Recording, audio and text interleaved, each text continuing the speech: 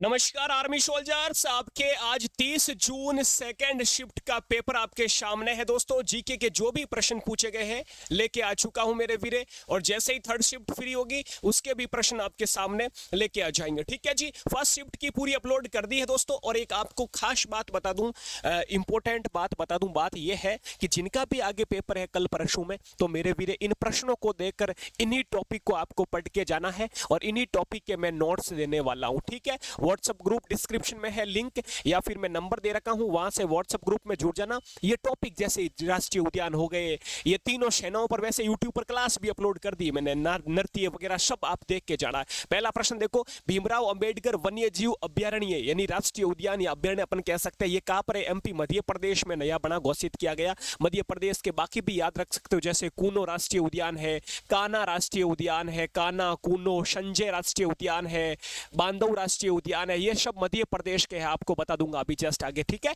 अब क्लास लेके आ जाएंगे अलग से। नौसेना की पश्चिम कमान, दोस्तों नौसेना का मुख्यालय आपको पता है मुंबई अपना हो जाएगा दिल्ली में। तीनों सेनाओं का मुख्यालय दिल्ली में है। नौसेना दिवस मनाया जाता है 4 दिसंबर को, और नौसेना का जो पश्चिमी कमान है याद रखना मुंबई में है इसका मुख्यालय, पश्चिमी कमान। ठीक है, याद रखना आपको पूरा तीनों सेनाओं की कमान पढ़ के चले जाना, प्रश्न पूछा जा सकता है। अगला प्रश्न पूछा है, उत्तर भारत का शास्त्रीय नृत्य कथक हो जाएगा। वैसे कथक उत्तर प्रदेश का है या उत्तर भारत भी अपन कह सकते हैं। कथक के नृत्यकार जैसे कि बिरजू महाराज है, लच्छू महाराज है, शोभना नारायण है, सीतारा देवी है, सब किसके हैं भाई? सीतारा देवी, शोभना नारायण, बिरजू महाराज, ये कथक के नृत्यकार है। अगला प्रश्न, हिमालय किस प्रकार का पर्वत श्रृंखला है?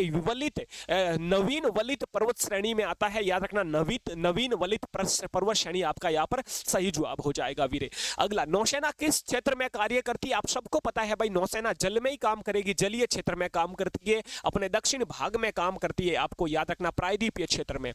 नियंत्रक एवं महालेखा परीक्षक का पद, यहां पर एक प्रश्न पूछा दोस्तों, ये सीएजी हो जाएगा। मैंने बताया था ये करंट अफेयर्स में, नियंत्रक एवं महालेखा परीक्षक, इसका अनुच्छेद एक पूछा जा सकता है। अनुच्छेद क्या पूछा यहां पर मेरे वीरे? अनुच्छेद पूछा आपका, अनुच्छेद इसका हो जाएगा 148 अनुच्छेद से संबंधित, अनुच्छेद या आर्टिकल 148 से संबंधित हो जाएगा आपका कौन सा? नियंत्रक एवं महालेखा परीक्षक सीएजी। ठीक है, गौड़ जनजाति जो सबसे बड़ी जनजाति है, वैसे भील भी है लेकिन ऑप्शन के अनुसार सबसे अपन कह सकते हैं गौड़ भारत की सबसे बड़ी जनजाति में है दोस्तों। ये मध्य प्रदेश यहाँ पर आपका सही उत्तर हो जाएगा, या फिर आप ऑप्शन के अनुसार भी कर सकते हो, बाकी क्षेत्र में भी जैसे कि अपन छत्तीसगढ़ भी कह सकते हैं, तो आसपास के राज्य में भी ये जनजाति पाई जाती है। ठीक है, अगला, गद्दी जनजाति किस राज्य में? तो ये हिमाचल प्रदेश में हो जाएगी गद्दी जनजाति। जनजाति पढ़ के जाना, संथाल जनजाति अपने जो है द्रौपदी मुर्मू संथाल जनजाति से आती है, ओडिशा की हो जाएगी संथाल जनजाति मेरे वीरा।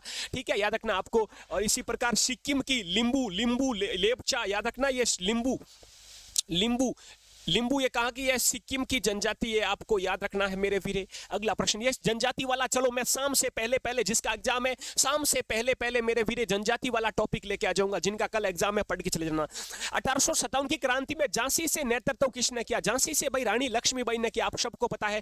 कानपुर से किसने किया? कानपुर से नाना साहब तात्या टोपे ने किया, आपको याद रखना है। इसी प्रकार यदि आपको पूछे दिल्ली से बहादुर शाह जफर थे। इसी प्रकार यदि आपको पूछे मेरे वीरे, इसी प्रकार यदि आपको पूछे जैसे कि बरेली से खान बहादुर खां, बरेली की बर्फी खान बहादुर खां हो जाएंगे मेरे वीरे। ठीक है, इलाहाबाद से लियाकत अली हो जाएंगे, बिहार से कुंवर सिंह हो जाएंगे, याद रखना है।